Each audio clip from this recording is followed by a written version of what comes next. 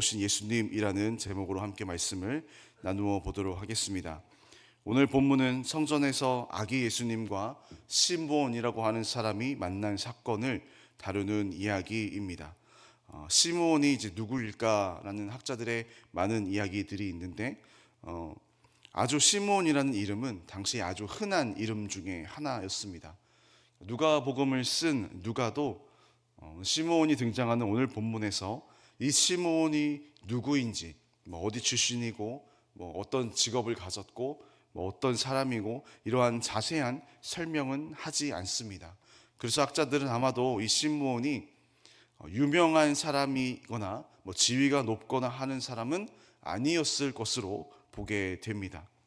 그런데 오늘 이 시므온을 소개할 때에 직업과 출신과 이것들을 소개하지 않고 또 특이하게 소개하는 장면이 하나 있는데 무엇이냐면 성령으로 충만하여진 시므온이라는 모습이 담겨져 있습니다. 우리 25절의 말씀을 한 번 더 읽어보도록 하겠습니다. 함께 읽겠습니다. 시작. 예루살렘에 시므온이라 하는 사람이 있으니 이 사람은 의롭고 경건하여 이스라엘의 위로를 기다리는 자라. 성령이 그 위에 계시더라. 26절도 읽어보겠습니다. 시작. 그가 주의 그리스도를 보기 전에는 죽지 아니하리라 하는 성령의 지시를 받았더니.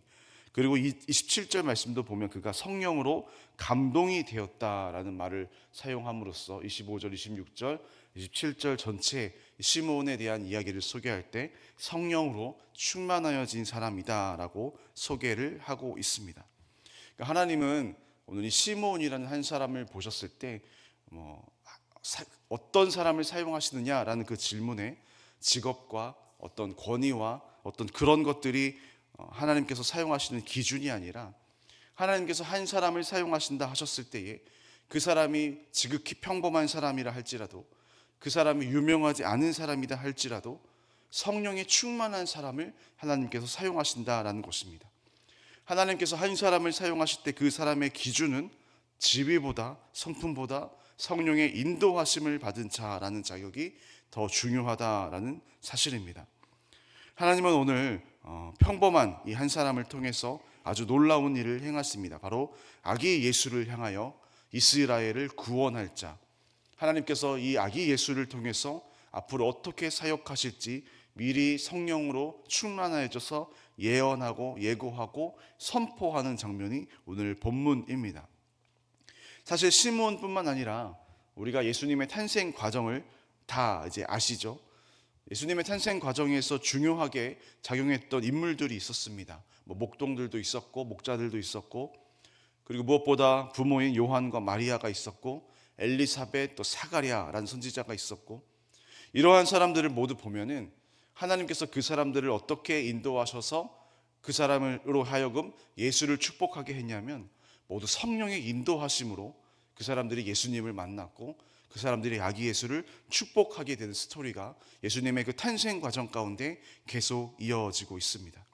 그러니까 오늘 하나님께서 누구를 사용하시느냐, 누구를 통하여 하나님의 역사를 일으키시느냐, 바로 성령의 이끌림 받는 사람, 그 성령의 충만한 사람들을 하나님께서 오늘도 들어서 사용하신다라는 사실입니다. 오늘 우리가 그렇게 성령의 이끄심대로 살아가시기를 축복합니다.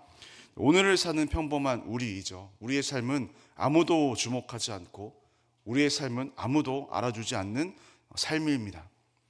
그럼에도 불구하고 하나님께서 오늘 우리를 쓰시고자 했을 때에 그 성령의 충만한 사람을 사용하시고자 했을 때에 오늘을 그럼 구체적으로 어떻게 나를 사용하실까?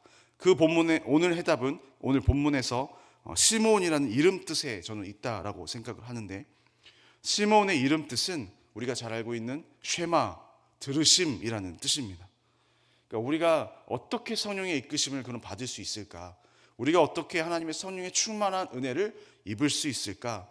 그러니까 우리의 일상의 삶에서 주님의 음성에 귀를 기울이면 된다라는 사실입니다. 그것이 성령의 충만한 삶이고 성령의 이끌림 받는 나의 삶이 될 수 있다라는 사실입니다.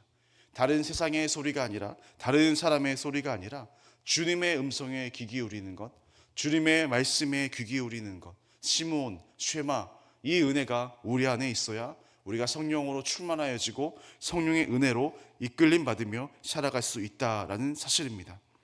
오늘 이 새벽도 하나님의 음성을 우리가 한번 들어본다면 무엇이라고 말씀하십니까? 32절에 예수님에 대해서 이렇게 말씀하고 있습니다. 우리 32절 말씀을 한번 읽어보도록 하겠습니다. 시작.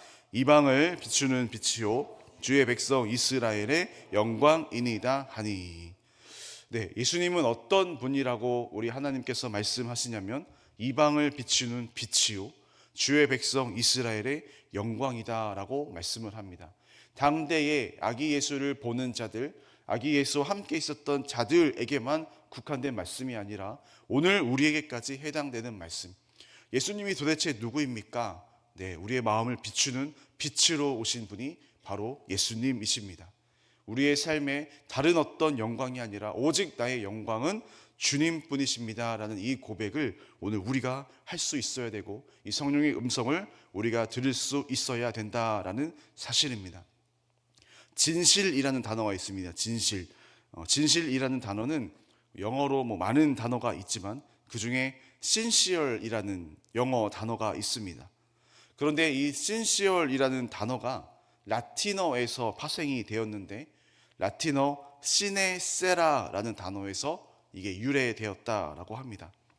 그런데 라틴어 시네 세라라는 단어는 재미있는 뜻이 있는 단어입니다. 이 시네 세라라는 단어의 뜻은 밀치를 하지 않는다라는 뜻입니다. 밀치를 하지 않는다라는 뜻. 옛날 라틴어를 쓸 때 그 쓰던 시대에 도자기 업이 아주 발전했을 때였습니다. 두꺼운 질그릇, 튼튼한 질그릇은 불에 구워낼 때에 금이 잘 가지 않고 깨지지 않는다라고 합니다.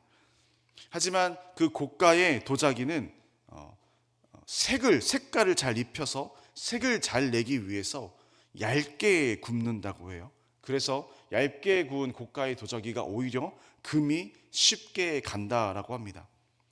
간혹 도자기가 깨지지 않고 살짝 얇게 금만 간 경우가 있는데, 양심이 있는 도공은 그 도자기를 그냥 깨트리고 다시 만드는데, 양심이 불량한 도공은 살짝 금이 간 틈에 밀을 섞은 유약을 덧칠해가지고 그것을 안 보이게 한 다음에 그것을 팔았다라는 거예요.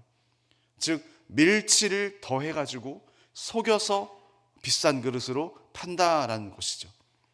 그런데 햇빛에 비추어 보면 이 도자기가 밀칠을 한 도자기인지 아닌지를 알 수 있었다라고 합니다. 그래서 햇빛에 비추어 보고 깨끗하면, 밀칠 표시가 전혀 없으면 라틴어로 신세라라는 글자를 새겨 넣었다라고 합니다. 진실한 도자기라는 뜻입니다. 여러분, 진실한지에 대한 여부는, 내가 진실한지에 대한 여부는 빛에 비추어 볼 때에 알 수 있습니다. 예수 그리스도는 오늘 말씀하시죠. 세상에 빛으로 오셨다. 그러므로 내 마음을 계속 점검할 수 있습니다. 우리 자신이 예수 그리스도의 빛에 내 마음을 들여다보고 비추어 보고, 그럴 때 내 마음이 진실한 마음인지, 내가 오늘 예수를 닮아가는 사람인지, 내가 오늘 성령의 이끌림 받으려고 몸부림치며 나아가는 사람인지를 우리가 점검하고 깨달을 수 있다라고 합니다. 이 점검의 방법은, 나의 마음을 주님의 빛에 비추는 방법은 바로 시므온 방법입니다. 하나님의 말씀을 듣는 것, 하나님의 음성을 듣는 것, 그 말씀에 순종하여 내 마음을 들춰보고, 그 말씀을 들으면서 내 마음의 상태를 점검해보고, 그러면서 성령의 이끌림대로, 성령의 이끄심대로 오늘을 살아가는 삶이 바로 우리의 삶이 되어야 될 줄 믿습니다. 오늘 성탄절인데요, 성탄절의 주인은 예수님이시죠. 빛으로 이 세상에 오신 예수님, 오늘 빛으로 오신 예수님, 내 마음 가운데 말씀의 빛으로 임재하여 주셔서 내 마음 가운데 어두움이 드러나고 그것을 주님 앞에 드리고 다시금 그 어두움들이 깨끗하게 또한 정결케 되고 정결케 되는 은혜가 오늘 우리 안에 있기를 주님의 이름으로 축복합니다. 주님께만 영광 올려드리시고 주님께만 감사함이 넘쳐나는, 그리고 앞으로도 계속 주님의 말씀을 시므온 내가 듣겠습니다 하는 고백이 오늘 우리의 고백이 되시기를 주님의 이름으로 축원합니다.